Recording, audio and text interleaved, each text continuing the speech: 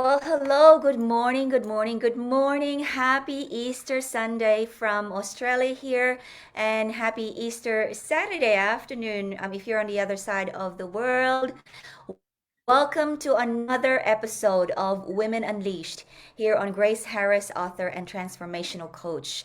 This series is for everyone who are looking to gain inspiration, hope, faith, and re-inspire, reignite your beliefs about yourself and who you are and what you're truly, truly capable of. So, I and a collective of women from all over the world share our stories in this series to give you insights on how we have transcended adversities, different types of adversities in our lives, so that you too can see the power underneath and beneath your story. Today, I am so honored and privileged, and I'm so excited to have a guest with me, a very, very young lady. She's young enough to be my daughter. And so this is really refreshing for me because I'm also going to allow Kellina to lead the charge today because, to be honest, this is a topic that I am not very well versed about. And I'm so grateful that I can have this space and time with her today because I am not only educating you, ladies and gentlemen, watching right now, I am also getting educated right here. So I want to introduce my guest. And today, we're talking with Kellina Powell. Kellina is a young entrepreneur who loves to help people with their personal growth and educate others about the deaf community. Little do people know that Kellina is actually a hard of hearing person. She became deaf at the age of 4. She recently graduated with a psychology degree and is now starting her own online coaching business while finishing working on her book, which is called Every Day I Am Just Deaf. And welcome, Kellina. Good morning, good afternoon. You're here with me today. How are you, my lovely? I'm doing amazing. Thank you so much for having me today. It's my pleasure. It's my honor. Thank you. I love that we have showed up with matching colors. So there's the Yeah, so yellow and yellow. Easter, Yeah, it's Easter. beautiful. Yes. So, Kalina, you're very young and you are already making waves, making changes. This show, this series, this project, Women Unleashed, is all about creating intergenerational transformation. And really, that's so that we can help change the way that we think and feel and behave and act and make decisions, not only now, but for our children and our grandchildren and the generations to come, so that we can help ascend the vibration of the earth that we live in, the universe that we live in. Because I think that we are all destined for growth. And what I'm really excited about is this level of connection that we can have different parts of the world, but we have a live conversation. So I would love for you to share with us the story from. I know there was like a catalyst in your life when a little boy had spoken to you about a random act of kindness that you had given to them. But please take us through the backstory of how you've become so passionate about using your gifts to educate us. Definitely. So I was starting with the story with the little boy. It all started when I was working at a big park called Canada Continent. And I was just on my break, my hair's in a ponytail, and that's where you can actually see my hearing aid. And the little boy approached me and said, "Hey, Miss." And I said, "Oh, are you lost?" And he's like, "No, I have a hearing aid too." And we had a little small talk. And his mom came to me full of joy. And she was like, "Oh my God, you're like literally the first deaf person that my son see in the hearing community." And she had been trying to encourage her son to be himself in the hearing community. And ever since he saw me, I kind of, a little boost his confidence a lot more in the hearing community ever since he met me. So that was really inspiring.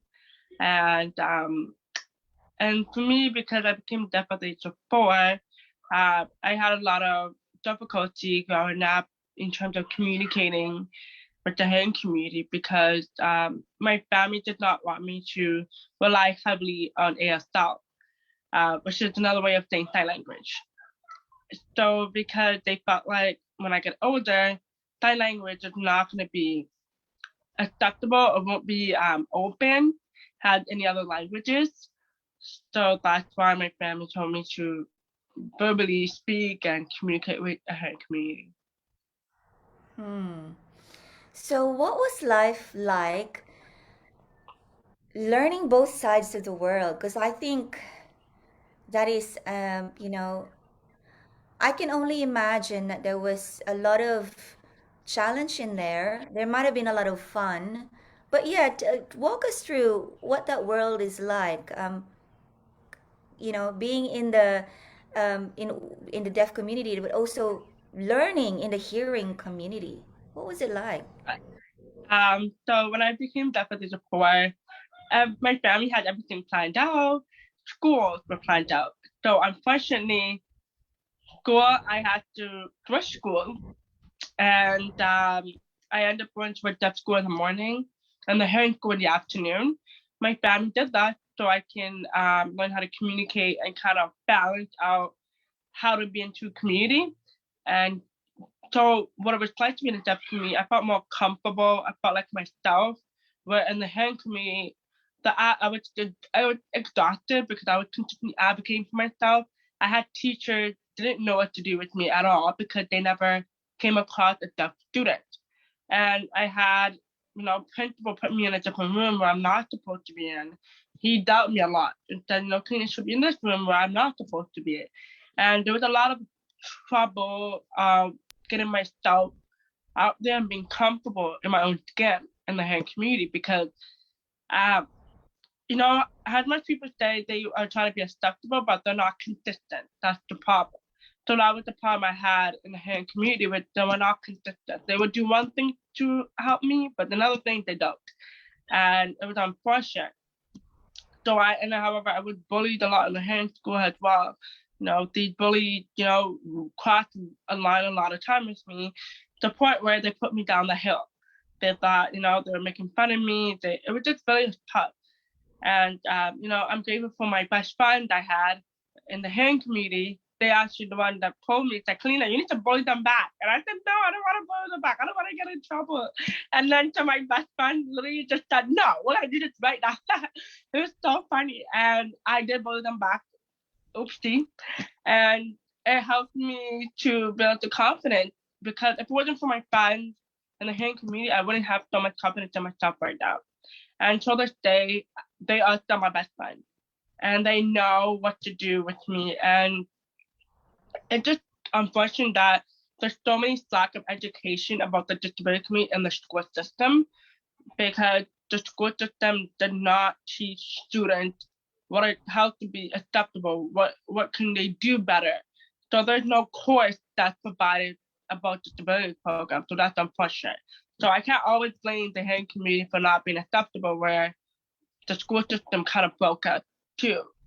Um, there are times where in the hearing community, I did give up some days where I lied to my mom saying I didn't want to go to school because I was exhausted. I was tired and, and had a young girl, having to tell her mom that she's tired. That's not good, right? And I was really mature for my age, you would say. And I would do whatever it takes to, I did have teachers doubt me all the time. And it didn't mean that I was not able to accomplish so much in my life. And I had this one, I think it was my grandma who always been supportive, pushing me. And she actually passed away 3 years ago. And she always pushed me. And I remember one day I was crying and because I had the teacher doubting me, called my grandma and she started laughing. So I'm like, why are you laughing? And she was like, because they know that you can achieve these things and they're trying to pull you down. Times when people do that, it means they see your strength and they want to pull you down. That's what people do. They hate what you are good at. And so that's my true stories in the true community. Yeah. You have to love the wisdom from elderlies, don't you? Like here you are going through all these struggles and challenges, and there they are just on the rocking chair, looking at you, just going through these. things that are meant for you to grow and just saying to you, look, it's only because they are threatened by your greatness, threatened by your courage, threatened by the things that you are about to achieve. And I feel that's what we're creating here are women who can go into the rocking chair and really give wisdom to future generations. So hallelujah to your grandma, Kellina. But I wanted to just go back on a thing that you said about you were bullied, and then your best friends were like, "Go and bully them back." I'm like, "No, I don't want to do that." But then I feel like it wasn't really about bullying them back. But you stood up for yourself. You know, you made a point that you cannot treat me this way. Your best friends were saying to you, "Go and create your boundaries." And I feel like you have Exactly. done that. So yes, I wanted to go back to that younger Kalina and say and pat you on the back and say, "Good on you, my girl." So yay. Um, but yeah, and also about the school, I schools we honor the school for everything that they do for us. And yes, it's true. There's a lot of things that uh, systematically the school is simply not equipped with to be able to give the full support that every single unique person needs. But what really kind of like, I'm going to have to use the word surprise for the lack of a better word. What surprised me is that in your story, what I didn't expect was from what I'm understanding, please correct me if I'm wrong. When you talk about hearing school, you meant like a normal school where people can hear. Yeah, Yes. like there was no particular special thing about deaf students that can be given. So it was just like a school like every other school. So that would have been Yeah. double the challenge for you. Hence your exhaustion and the kids' tendency to bully you. Wow. So that is such an amazing story of courage and strength and resilience. And I Thank feel you. like I want to give you a little hug for that young Oh, Kalina when you were coming to your mom and saying, I don't want to come to school because I can feel that. But you went on to study psychology and you've yes. finished psychology. So walk me through what was the decision why did you choose psychology? Why not like chemistry or I don't know, going to the army or why psychology? I would say that the reason why I chose psychology is because I always love studying the brain. I love understanding why people act the way they do. I don't know why. I just had that passion. And when I think it was one time I wanted to find something to help people. I wanted to find a career that will help people emotionally, physically, and mentally. And when I did my career research in high school, psychology popped up for me. And then I decided to do that. And I said, I'm into psychology. And, and I do have a huge passion in helping people to achieve to better themselves and have a great future. Mm, yeah. I think it's a really really clear pathway to when you feel like you want to help people is to get into the way that they're thinking so that you can get into the way that they're feeling. And one of your biggest passions is really to help people with their um, not just a personal growth, but educating them about um, the community for the deaf. So this is something that I wanted you to really educate us, including me today, is that how do we, we become better members of become more inclusive um, as a community member, not just like what I feel. This is how I feel like, right? So how we live right now is there's so much divisiveness. There's that community over there. There's this community. It's like the communities are not.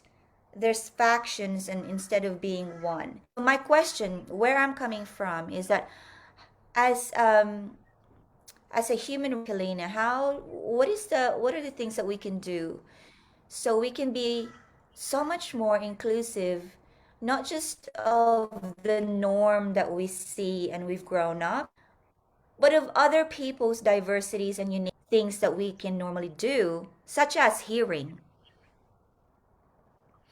I would say that always put closed caption. And a lot of people don't use closed captions because they don't know how. There's a YouTube channel. There are so many videos out there that you can watch. Secondly, not everybody's needs are the same when you talk to someone with disability. I noticed a lot of people said, "Oh, but I have this, so I think this might help with you," but it's not the case. So I do want people to know that it's not the same thing. Thirdly, lastly, I would say is that don't be afraid to ask for help. You know, in terms of how can I help you, or how can you help someone. You know, and I notice a lot of time people are afraid to ask because they don't want to overstep their shoes or step the boundaries. And I said a lot of him people don't understand this, but I will educate them, tell them that if you were to come to me and say, "Hey, Kellina, I wanted to ask you something," I will appreciate that you even asking because you are trying to accommodate me. A lot of people don't do that.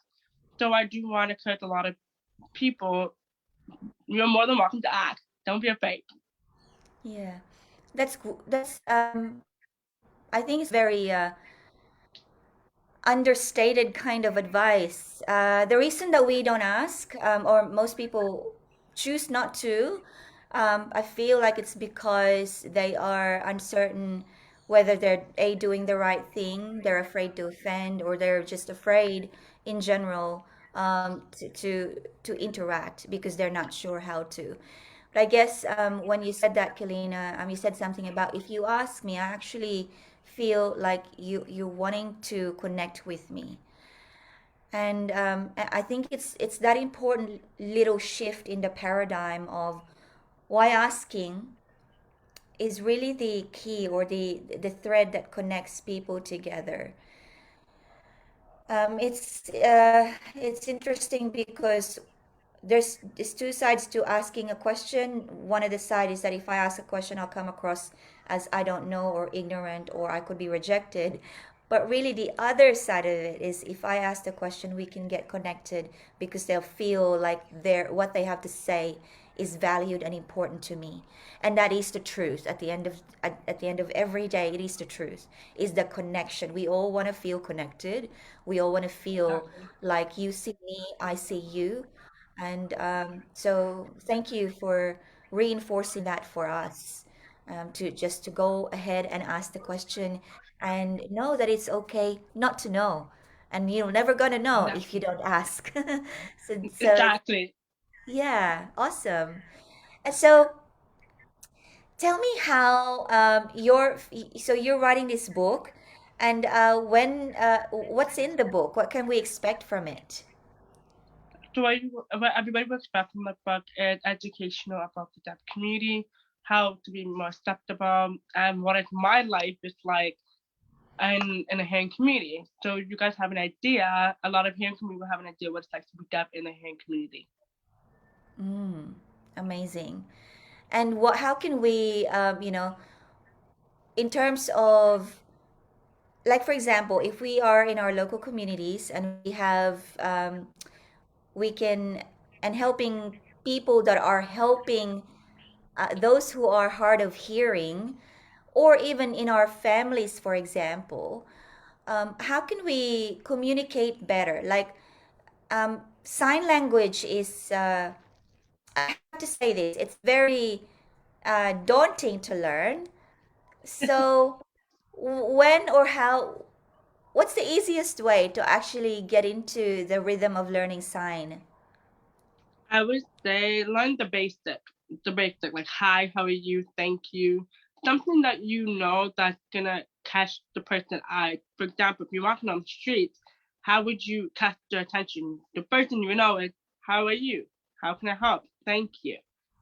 So do all the basic. I tell people it's very important to learn the basic, and also too, if you can use your phone note and type and show the person what you're talking about, or even if you have a pencil or a sticky note in your bag, that'll be helpful if you don't feel comfortable using your cell phone.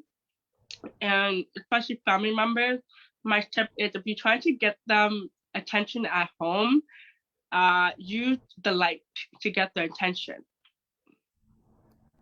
Okay.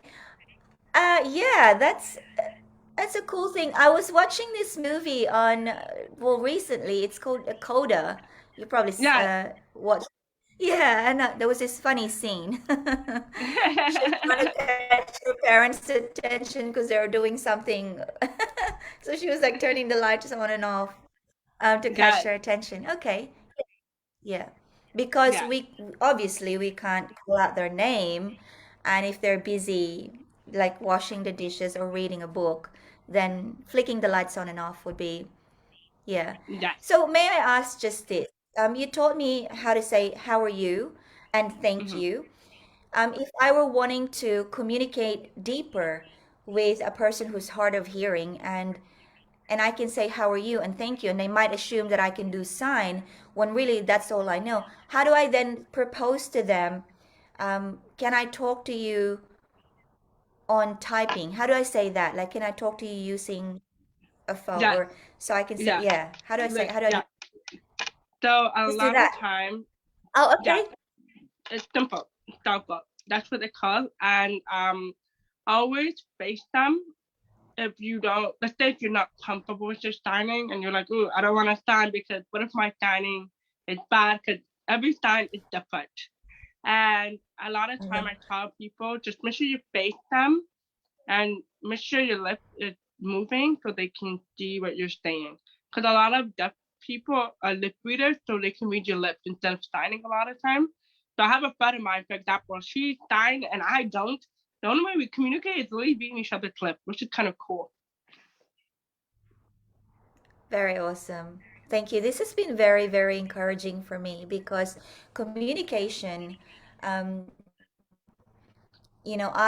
my passion is I help women who believe in the power of their story. And what that does is when you reach the power of your story, you elevate the quality of your life because you know how to use that story in a powerful way to elevate others. Teaching you, my passion is to show you the real wisdom underneath what's happened in your life in a way that's so loving, in a way that's so honoring. And I always say to my students, communication, intellectually, it's been touted as the most important skill you'll ever develop in your life. But the truth of the matter is, when it comes to communication, words are 7% of the communication. The rest, 55%, is your body language, and 38% is the inflection or the tonality of your voice. And with you here, Kellina, today, um, translating, so 7% words, 55% body language, the 38%, because for hard of hearing people, they're not going to be able to hear the inflection of your voice. It's going to be the energy. And I think that's what Kellina is talking about. You have to face them, make sure that you're upfront, make sure that your intention is clear by moving your mouth, and because knowing that they can lip read, and just being there, being present. And that would be the 38%, which is the inflection, the energy. And so communication is not really just about being able to language the words or the intention or the the wisdom that you want to communicate. It's all about, we'll work this out. I might have very limited sign, but we can still communicate. We can connect. I agree.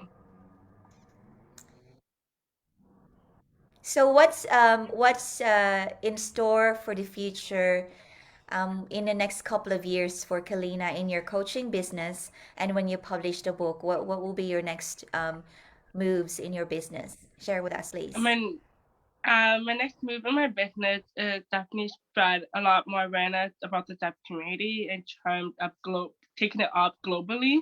I do want people across the world to be more included because, when I was growing up, I never had anyone that looked like me at all. no coach, no therapist. So I know what it's like to be alone in the healing community. And I do want people to get access to my service because I do want them to feel comfortable that they can go to someone that looks like them. And if you notice, you go online and you type in a deaf psychologist or a deaf counselor, 90% of the time you won't see them pop up. And it's very unfortunate. So I do want to make that first reputation in the deaf community that they do have a voice to be heard. Wow, that is definitely a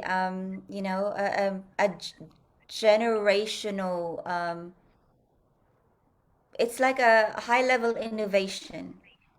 You think about 100 years ago, 200 years ago, when we have created services that we thought we couldn't do. And so I admire what you do. I think that it's high time, it's very brave, and especially that you are so young. I Thank love it, you. and I love what you do. So, Kalina, how can we connect with you to be more inspired and to be more courageous and to be more brave and just to be connected to your energy? Where can we find you? Everybody can find me on two different sources. The first one is my Instagram, which is Deaf Queen Boss. The second one is my website, KellinaEmpowerment.com. Thank you so much. So, we'll put those links on the comments below. KalinaEmpowerment.com and Kalina's Instagram as well. And I thank you, everyone, for listening to us today. And I love how you're spending time with us on an Easter Sunday. Thank you so much. Can I please ask you for one last insight or wisdom that you would like to share with everyone here on women empowerment? Oh, I lost you. I think it's the Wi-Fi. Well, ladies and gentlemen, I'm just glad that I lost Kalina on the right moment when we've just ended. I thank you again, and I love you all. I'll see you on the next episode of Women Unleashed. Bye for now. Happy Easter.